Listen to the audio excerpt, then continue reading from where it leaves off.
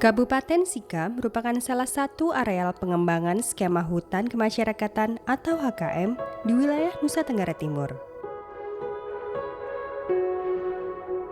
Sebelum ditetapkan menjadi HKM, hampir semua lahan di daerah ini merupakan lahan komunal yang dikuasai oleh masyarakat adat.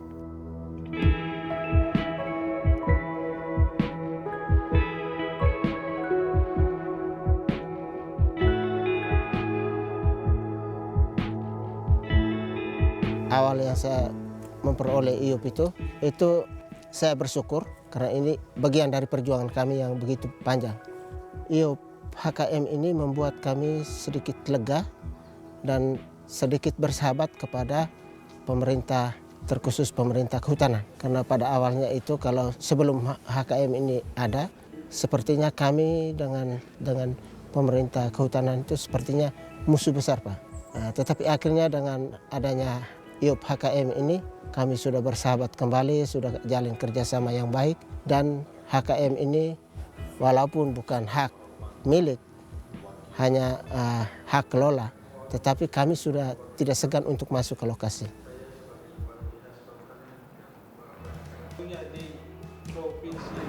Kalau berkaitan dengan bentuk dukungan masyarakat Kabupaten Sika, bahwa HKM ini perjuangannya sudah beberapa tahun lalu dari para orang tua, dari masyarakat setempat untuk bagaimana.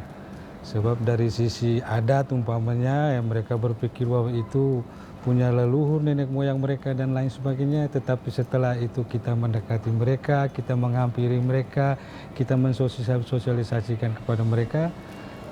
Yang mereka butuhkan itu terakhir sesuai dengan ketentuan peraturan perundang-undangan yang ada, bahwa mereka akan mendapat izin usaha untuk pengelolaan dan pemanfaatan kawasan.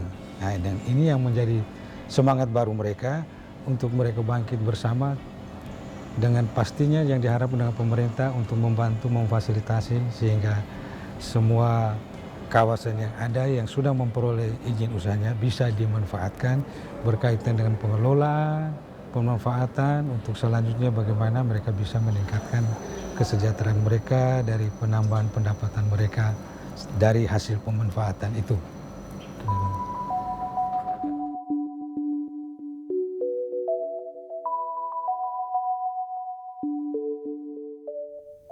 Dengan potensi lahan yang besar dan kondisi alam yang menguntungkan, masyarakat telah lama menanami areal ini dengan berbagai jenis tanaman komoditas. Potensi sumber daya alam yang ada di Desa Hikong ini mayoritas di bagian di sektor pertanian. Di sektor pertanian itu banyak di bidang perkebunan, seperti tanaman yang sangat dominan di Desa Hikong ini, kemiri, kemudian jamu mente, lalu kakao, dan tanaman kelapa.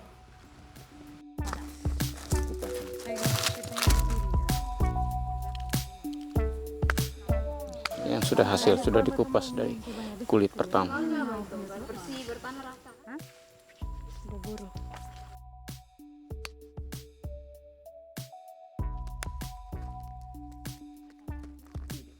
HKM Tuartana di Desa Hikong memiliki hasil hutan bukan kayu yang menjadi sumber pendapatan bagi masyarakat di dalam dan sekitar hutan.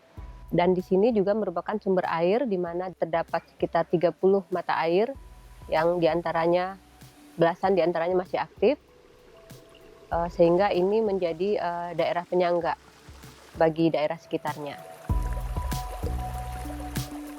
Dengan adanya izin usaha pengelolaan hutan kemasyarakatan atau IUP HKM yang dikeluarkan oleh Bupati Sika, masyarakat diberikan akses untuk terlibat dalam pengelolaan hutan berdasarkan kaidah pengelolaan hutan yang lestari. Ya, sisi positifnya bahwa masyarakat telah diberikan ruang untuk bisa mengelola. Kemudian yang kedua, karena mereka sudah masuk dan mengelola, itu bisa meningkatkan pendapatan ekonomi rumah tangganya. Dengan adanya HKM ini, masyarakat bisa mendiami wilayah HKM, mengelola lahan itu, kemudian bisa meningkatkan pendapatan yang berdampak pada peningkatan bidang yang lain seperti pendidikan, kesehatan. Kalau di sini kesehatan ini menjadi prioritas kami pemerintah desa.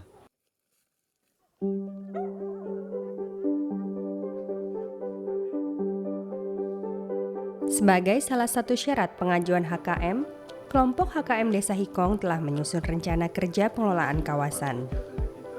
Selain itu, pemetaan batas kawasan juga telah dilakukan dalam bentuk digital sebagai salah satu syarat pengajuan HKM. Namun rencana kerja yang telah disusun belum terrealisasi sepenuhnya.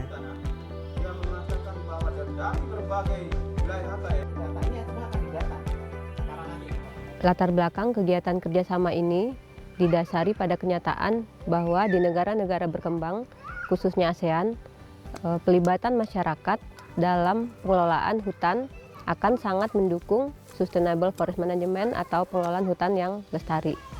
Namun disadari bahwa dalam perencanaan pengelolaan hutan tersebut masyarakat umumnya masih belum mengetahui bagaimana mereka mengelola hutan walaupun mereka sudah memiliki hak kelola dan perencanaan selama 35 tahun.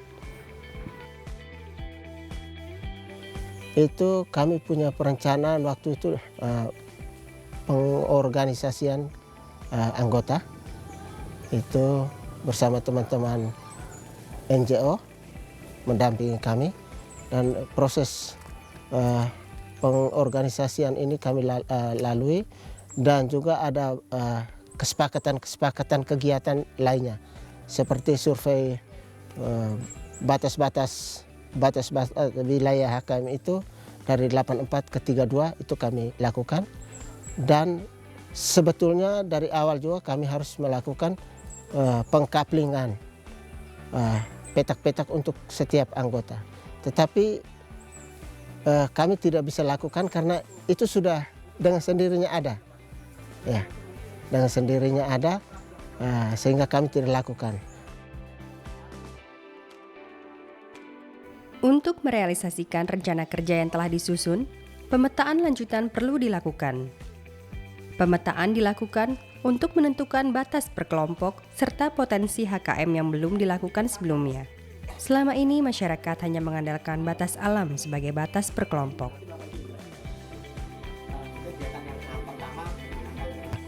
Jadi untuk mendapatkan batas-batas pembagian blok itu kami bersama teman-teman LSM dari Dinas Kehutanan, kami lakukan pertemuan bersama untuk menentukan. Jadi waktu itu kami tidak pakai alat yang tadi sudah itu. Alat itu kami pakai hanya mendapatkan batas 84 dan 32. Kalau S, barat, south. Jadi coba cari arah utara kemana dulu? Menjawab kebutuhan masyarakat Desa Hikong, Avoko bersama dengan Puslitbang Kehutanan hadir untuk memberikan pelatihan pemetaan dengan melibatkan masyarakat. Pengukuran dan pemetaan. Saat ini Avoko sedang melaksanakan kegiatan pemetaan partisipatif yang sebelumnya dilakukan diskusi multi pihak di tingkat tapak atau desa dan juga di tingkat Pemda atau kabupaten melibatkan stakeholder terkait dalam mendukung perencanaan pengelolaan hutan berbasis masyarakat.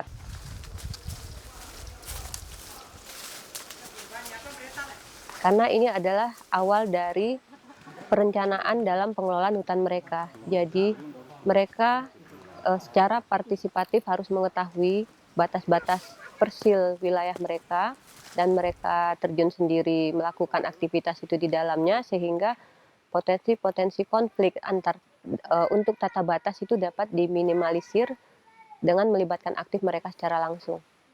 Dan kita meningkatkan kemampuan mereka dengan menggunakan GPS, meningkatkan teknologi yang mereka miliki dengan alat sederhana dari sistem GIS itu sendiri.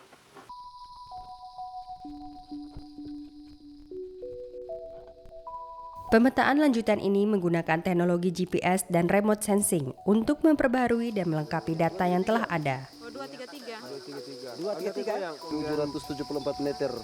Pelibatan masyarakat dalam pemetaan atau disebut pemetaan partisipatif dilakukan guna meningkatkan kesadaran akan ruang wilayah HKM beserta potensi di dalamnya.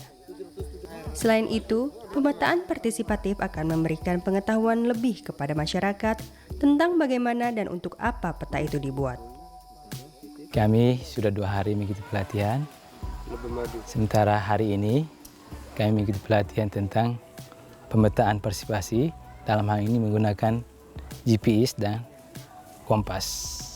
Kami menggunakan kompas dan GPS dalam hal pengelolaan HKM supaya bisa mengetahui lokasinya jelas dalam pengelolaan dalam suatu masyarakat, atau sebagai saya petani bisa mengetahui lokasi saya. Harapan kami begitu pelatihan ini mudah-mudahan kedepannya lebih bagus lagi, sehingga kami bisa menggunakan teknologi-teknologi baru untuk mempermudah kami dalam dunia pertanian, dalam hal mengukur jarak dan lokasi kami. Jadi pelatihan ini pelatihan untuk pemetaan partisipatif yang sebetulnya ini teman-teman dari Sandi Florata itu sudah ada wacana untuk ini, dan bahkan mereka sudah lakukan, tetapi waktu itu hanya perwakilan. Saya terima kasih karena kesempatan ini banyak anggota saya yang terlibat langsung untuk mengikuti kegiatan ini. 1246. Dengan adanya pemetaan partisipatif ini, itu kami lebih mengenal, dan kami semakin tahu batas-batas wilayah, bahkan diusulkan batas-batas per petak per orang, tetapi ini butuh waktu lama. Kami berharap dengan kegiatan yang telah kita lakukan, rangkaian kegiatan selama beberapa waktu atau beberapa tahun, ini tidak berakhir seiring dengan berakhirnya program, namun masyarakat bisa menerapkan dalam kesehari-harian mereka dalam mengelola hutan. Mereka lebih meningkat keterampilan dan wawasannya dalam mengelola hutan, sehingga mereka juga dapat memaksimalkan hasil hutan untuk meningkatkan mata pencarian dan perekonomian mereka.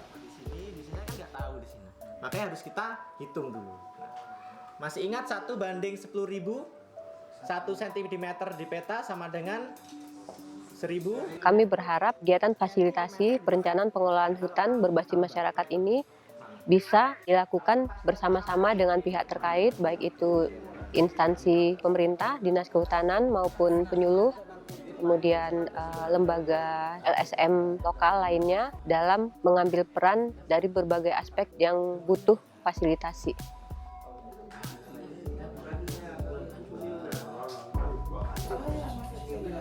Harapan kami sebagai pengurus kelompok, mudah-mudahan dengan adanya kegiatan ini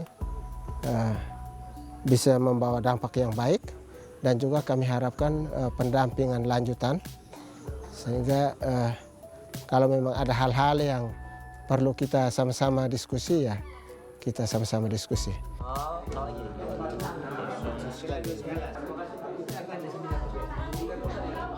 Kegiatan Avoko ini memang betul-betul sangat diharapkan oleh masyarakat Kabupaten Sika. Kami sudah tahu dan memahami bahwa kegiatan ini kelak akan bermanfaat, khususnya untuk masyarakat berkaitan dengan peningkatan kesejahteraan mereka, peningkatan taraf itu. Karena ada satu konsensus mereka kemarin itu bahwa hutan lestari, masyarakat sejahtera.